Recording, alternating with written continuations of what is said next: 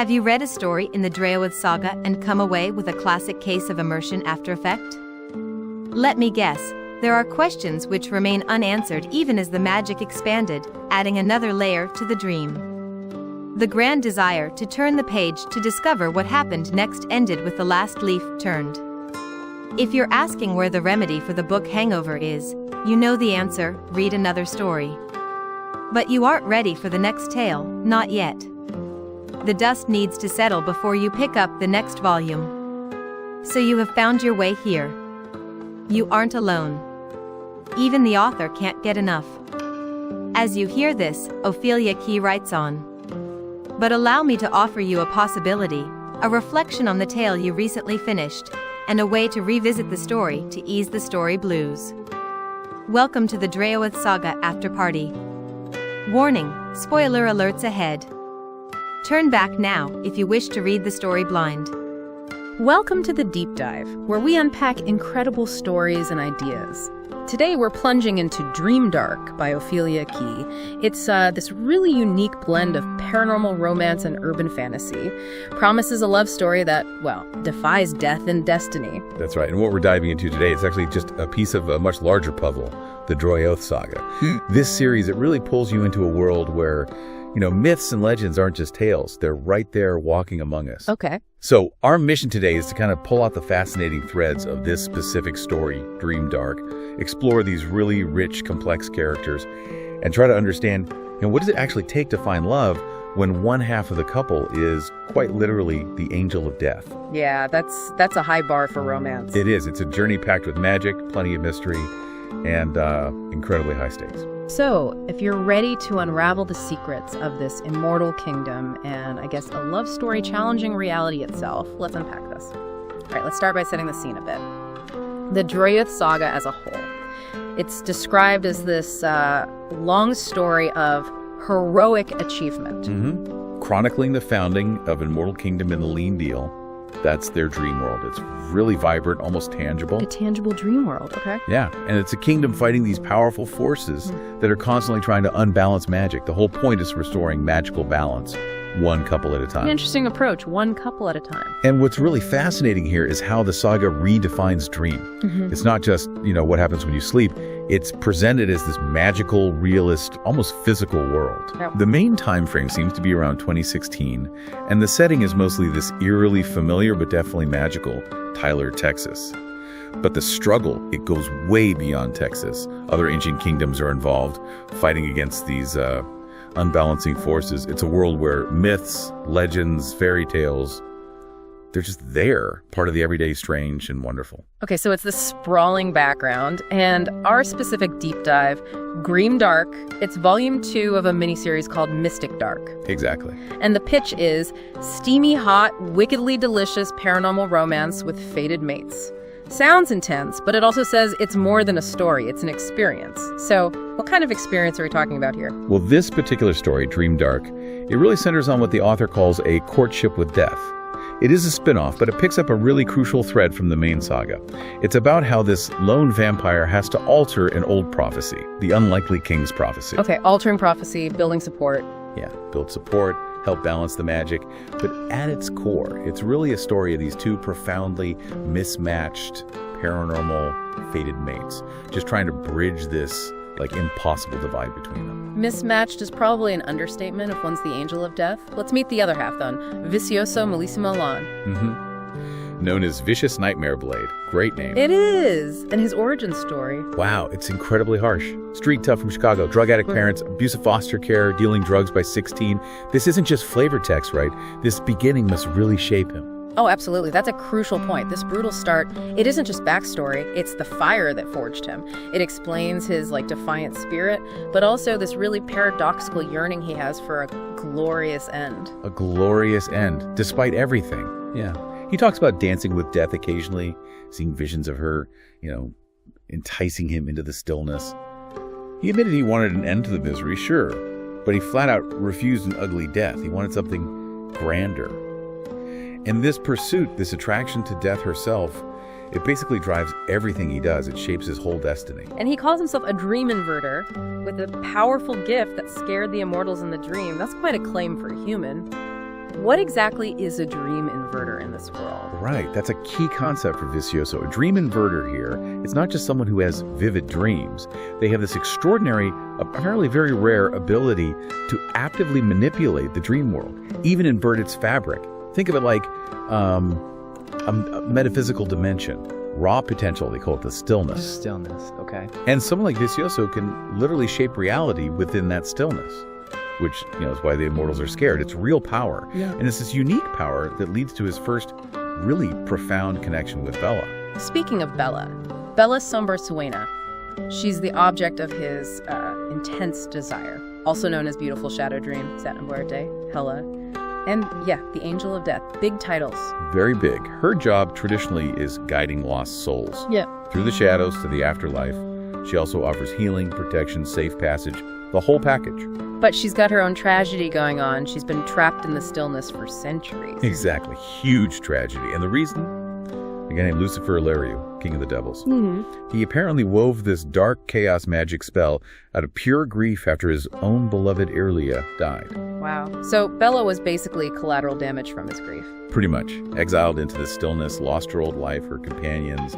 Her influence got kind of sealed away. So her power isn't gone, but it's trapped, limited by this stillness, this void. Does that make her lonely? Vulnerable in a way you wouldn't expect the Angel of Death to be. Why can't she just break free? Precisely. That's the thing. She reveals her influence remained trapped in stillness ever since Lucifer fell into the void. Right. It's less about raw power shortage, more like a magical binding, tied to his fate almost. And yes, she is lonely. Deeply. Never knew that kind of profound love Lucifer and Ophelia had. She yearns for connection, which makes her vulnerable, yeah. Even though she apparently forgave her old friend once her anger faded, the trap remains. Okay, so Vicioso, the human dream inverter, is drawn to Bella, the trapped, lonely Angel of Death. And their first connection, mind-to-mind dream talk, she calls it, is almost instant. Instantaneous. She feels his loneliness, he feels hers, and his presence actually brings her some relief. She sees him as a kindred soul. But the physical connection, that's where it gets dangerous. Extremely dangerous. Bella's terrified her own shadow magic. Severs the souls of mortals like you. Direct physical touch. It would mean his doom.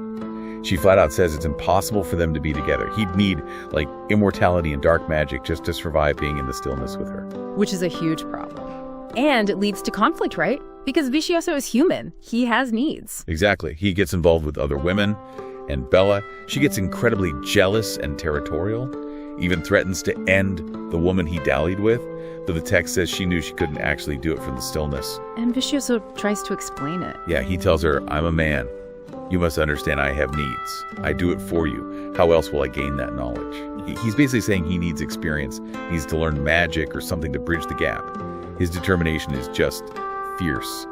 He tells her straight up, you are mine. I will claim you, Bella Sombra Suena, and I will have you for myself. I will learn how.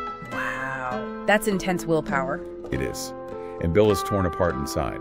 Her heart simply didn't seem to get the message that it was impossible. She desperately wants that companionship, that connection with him, even knowing it probably leads to heartbreak.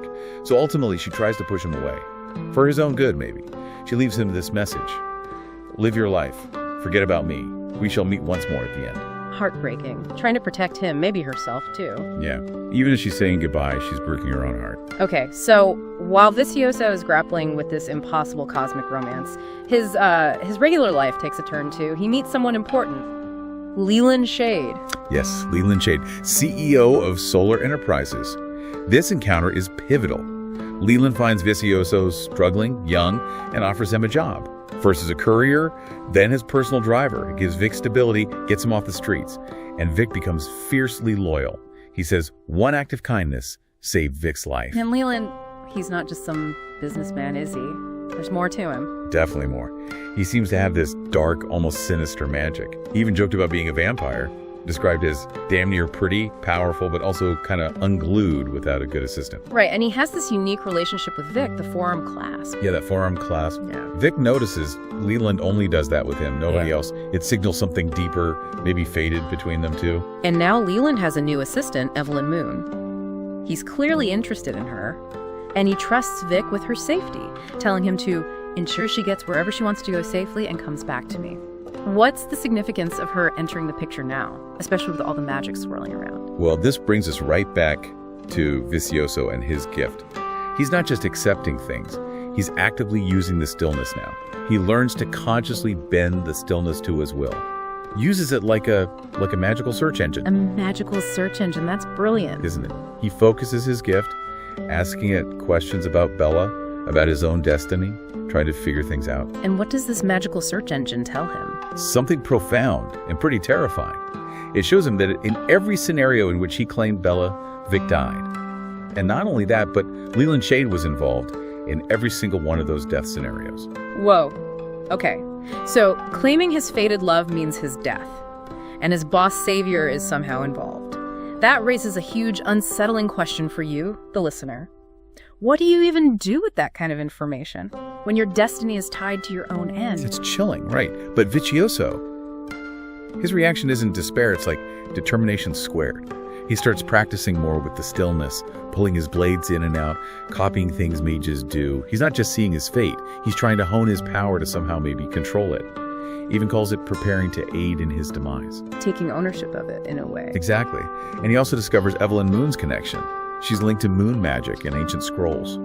He realizes she played a role in what must happen for Vic to claim Bella. So now he knows driving her to that specific bookstore, grimdark and DeKalb, isn't just a chauffeur job. It's a necessary step on his fated path. This sounds like it leaps right back to that unlikely king's prophecy you mentioned. Didn't that mention lunar magi? It did. So, could Evelyn be one? Is her showing up now, needing Vic's help, all part of this bigger, preordained magical plan he's now consciously stepping into? Seems very likely. The pieces are falling into place, even if the picture is grim. And despite that grim picture, Vicioso just doubles down. His resolve gets stronger. Unbelievably so. He leaves Bella this defiant message, almost a warning. Bella Sombra Suena, I will chase you, I will catch you, and I will not let you go. Be warned, Vicioso Melissa Milan.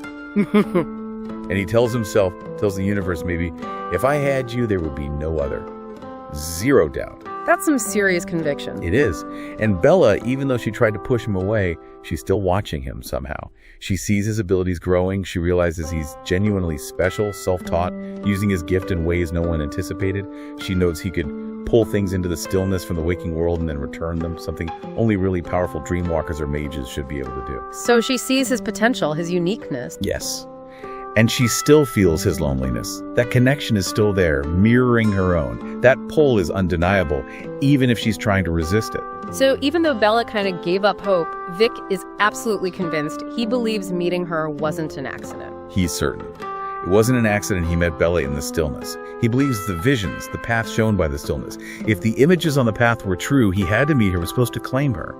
It's his destiny, death or no death. And his final vow. It's pretty epic. It really is. It sums up his entire character arc, his defiance, his goal. Death would know her lover and her master in one vicious nightmare blade. Wow. Okay. We followed Vicioso Lann from, the absolute bottom on the streets of Chicago to this profound, dangerous destiny, all intertwined with the angel of death herself. His journey just screams incredible determination to find love, find purpose, even if the price tag seems to be, well, everything, his own demise. Yeah, it absolutely does. And this deep dive, it really leaves us thinking, doesn't it? In a world like this where fate feels so heavy, so pre-written, and where even death is part of the love story, what extraordinary lengths would you go to for a connection that feels fated, a love that seems to defy every odd stacked against it? That's a powerful question. And it also makes you wonder, if a fictional character like Vicioso can learn to manipulate something as mystical as the stillness, to find answers, to prepare for his destiny, what hidden abilities, what untapped power might you, the listener, have inside you right now to maybe bend your own reality just a little towards the destiny you want? It certainly makes you wonder about the potential hidden within all of us. Don't forget to like, share, and subscribe. Thank you for your support. For more, visit opheliakey.com. Welcome to the dream. Sincerely, okay.